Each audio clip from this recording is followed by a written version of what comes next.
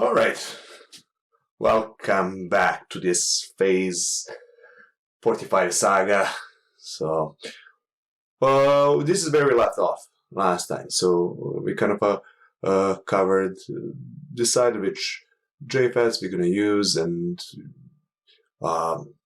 played a bit with LFO, getting it to work the way we wanted.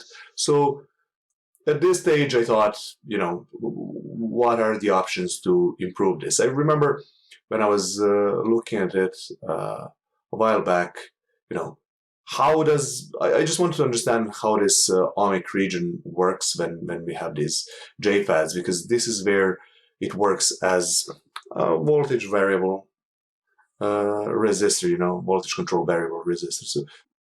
So what does it mean to be in ohmic region? And we're talking about, when it's in ohmic region, it works as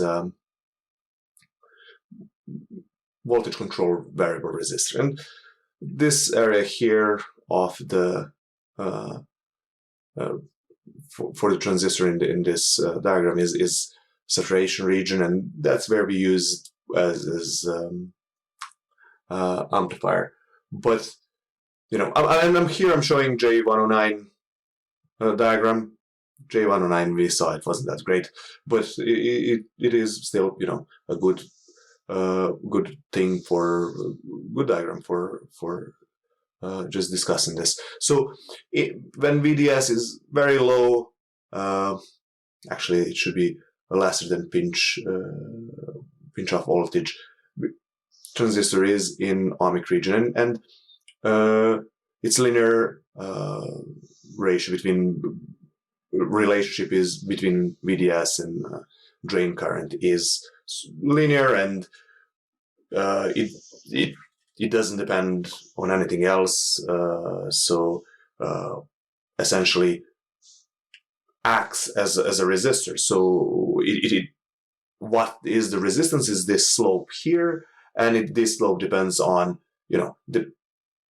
depends on the VGS. So essentially, the slope is kind of an inverse relationship. So I can't really see it from this diagram, but I just visually, this is the region and how it is affected by VGS. So that's what we want, variable resistor controlled by voltage. So obviously, I just can't gather anything from the diagram, but then I went in and looked into some of the formula for how this works in this ohmic region. So in this case, we have current, drain current formula. VP is just absolute value for VGS off, so pinch off voltage. We kind of everything is absolute values, just for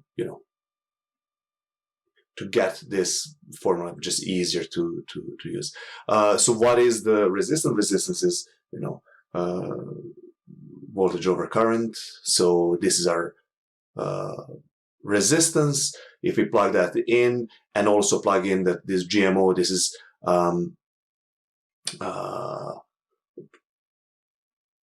transconductance when the transistor is fully on, and it is kind of a 1 over this on resistance. We get this is the formula. We measured this in the previous video, so this is the formula after everything is applied here. If VDS, we saw it's small, we can simplify this even more. So this is really what we get.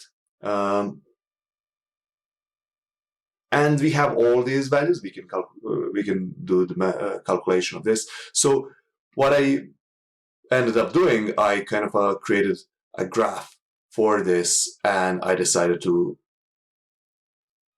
plot that. So let's go to this. This is the plot, and I put a link to all of this on the website. Just go look at that. But if you remember from the last time, we had 6 pairs of transistors. One of the pairs had 1.4 voltage cutoff, one 1.9, and these were the cutoff voltages. And this is where, if I go back to the formula, where is that? That's what there is, and everything is sort of in milli something. So I just put 1000 here. So this is if you remember, this is J113, 113, the second pair. Third pair was BF256B, 256B, and then J113, and finally J109. Here's the resistance on y-axis, and on x-axis is voltage. I had to shift these graphs to the left a bit, so it's not really 0.2 VGS or 0.23. It is really, I shifted this for 1 volt. So for the first graph, this is 1.2, 1.25, 1.3. For the second graph, this is 1.6, because I shifted it for 1.4 volts. The third one, 2.1, it's really 2.3, 2.35, etc., etc. The idea is that we kind of put biasing point here, so we just vary this with our LFO, and then we get this resistance. Just for it's easier to compare these graphs if they're close by. So, unsurprisingly, the graph for these two, this is J113, pretty much the same, just difference in where the that biasing point is. Unsurprisingly, BF256, very similar graphs, and these two, and you can see here J109 is quite a steep curve. We use log plot and with similar graph for audio, so this may or may not be what's desirable for phasor 45. When I started looking into this and plotting, I was really trying to see. I had in my mind the idea to make this more linear or something like that, to try to see that. But in reality, what we are looking for is not to make it more linear. It's like we want to make better sound. So I was trying to see what next to experiment with, So that was one of the things to look into, how this resistance is, working, and how if I can do something about it. And unsurprisingly, we can see here that BF256B has the sort of a intuitively best curve. So it goes from 1K to 5K, like over this span of voltage changes, whereas the other ones have much higher, steeper curves. So you see here this is J113. The change happens here. The change happens here for BF256. So I thought it was the best sound at that stage. When we look at how that control of resistance is, that part in circuit works, it's in parallel with this resistance 10K. Now, I should have tried different values here to see how that works, because this 10K is really limiting resistor, limits the greatest resistance value. Because I've based everything on phase 90, there was 24K. I just plugged 10K. I saw that on the original phase 45 and thought, yeah, why not? I'm just going to plug this in. But the circuit is slightly different. So maybe if you want to try with 24K here, what I did was I plotted with 24K.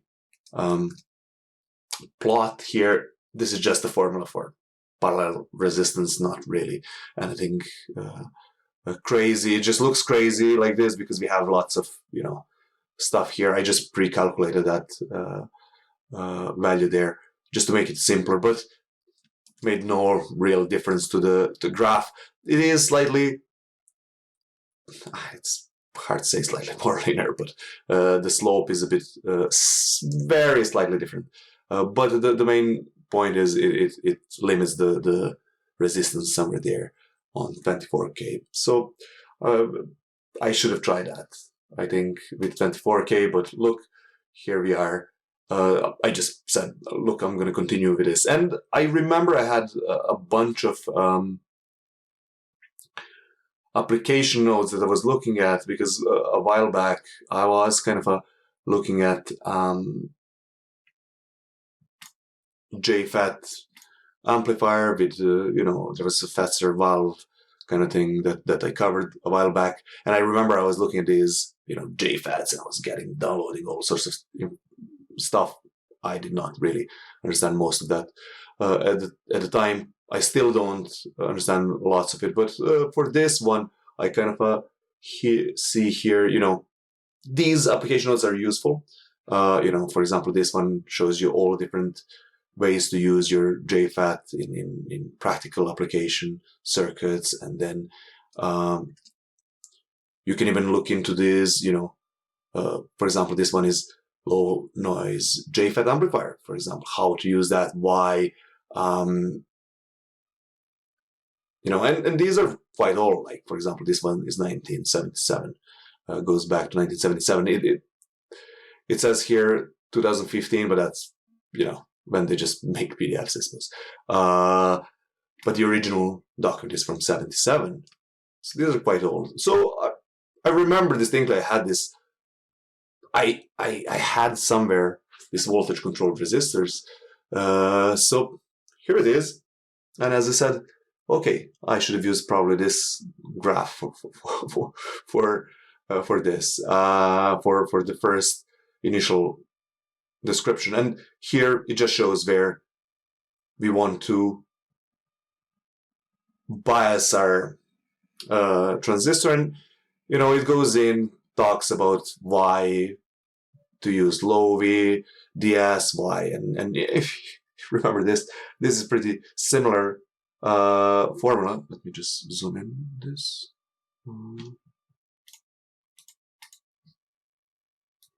Pretty similar graph we saw just before, and then this is 1 over G, and 0 is our RDS on, I suppose. So this is how in this ohmic region this works. The changes in resistance when using VGS as our control voltage. So here it goes how to do better linearization, how to make this circuit work better. And this is quite similar, if I remember, to phase 45, how it was done. So if you think about it, if we have this control voltage here and vary this here, this is, it's slightly more linear. Here there's some things that it shows, and it's crazy. I think it mentions here at some stage J111 that I discarded. I'm just gonna close this application note. But then I looked into another document that I remember I had a look at, and this is again the same formula again, but I remember, look at this. This is how this this looks very familiar. This is how we control our resistance in the circuit from previous video, and I go down. I kind of at this stage I saw this, and I kind of remembered this is what I saw in, I think, General Guitar Gadgets or something, video schematic, and that's pretty similar to how it was done in phase 45. So at that stage I said, maybe I should really go back to the original circuit. So then I went there and changed a few things. So here I changed really just this part here. As you can see, it's still similar to what we had, but it is still different. This is our control voltage here, and there is this capacitor, and there is description why all these components are used there. But remember from the previous one, the first one, just like this voltage divider here to make it more linear. So this is the only change really I got. It's kind of one more resistor, one more capacitor, and another, so two more resistors and one more capacitor. I have changed breadboard. You know, it got really crowded here, so what I'm gonna do is I'm gonna go in and change the breadboard, get this working. We'll try it out. And after that, as a bonus, I suppose I thought to add a Blinky Mod. What I'm going to do, I'm just gonna add this circuit. This is just driving LED. So if it's high, the LED is going to be on. If it's low, LED is going to be off. And this is just going to be driving this diode in the rate of LFO oscillation, you know. And then I use bi-color diode. So this is going to be a green diode is going to blink in the rate of the LFO, and then I'm going to have red, or it depends on how I wire them up. In the end, red will be engaged when the pedal is engaged. This is going to go to the switch, and then when it's engaged, when it's disengaged, it's going to blink in green, on and off, and then when it's engaged, it's going to be red and yellow, you know, in the rate of LFO. So hopefully you'll find this useful, and let's see what we get. So let me just quickly rewire this and see if that makes any difference.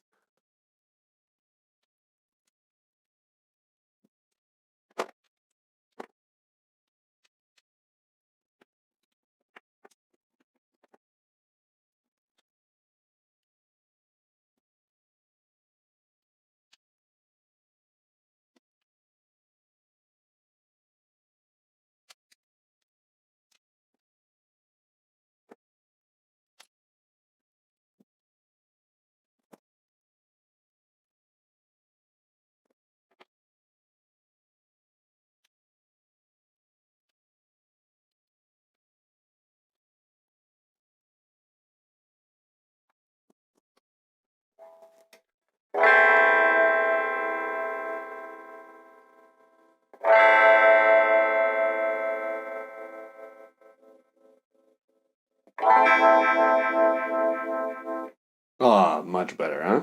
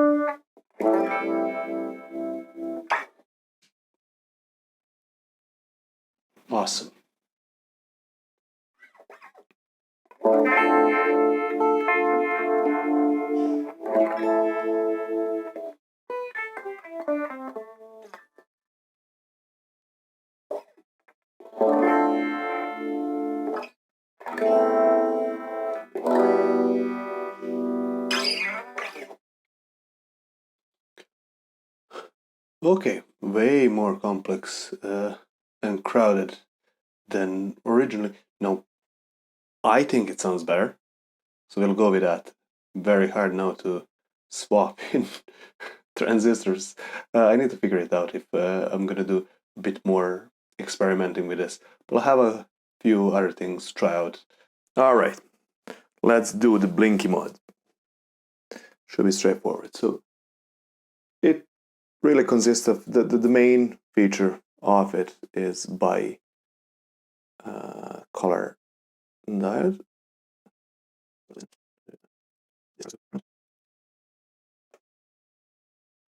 Okay, just be careful.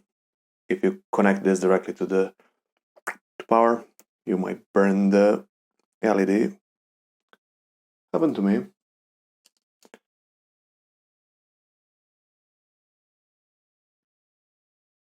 Always use current limiting resistor.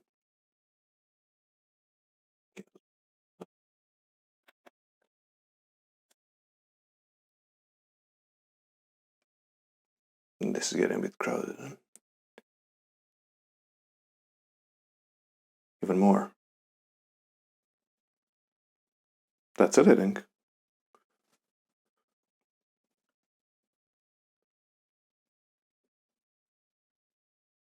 All right.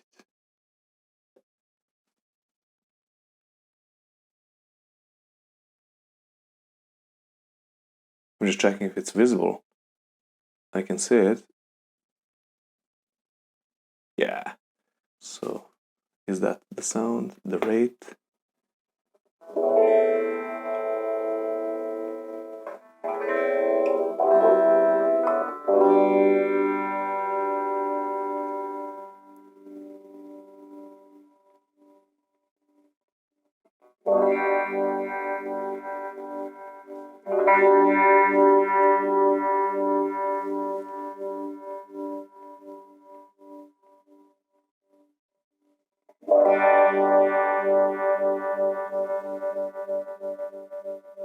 There it is, right? No. Can you hear it? There is definitely some noise there.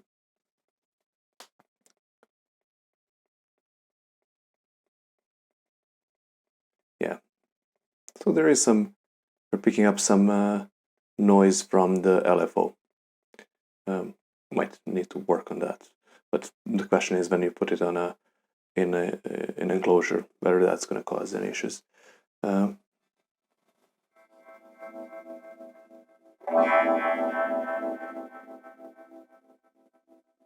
Right. And if I plug in, so say when I'm wiring the switch, I'm just going to connect this as well. You get.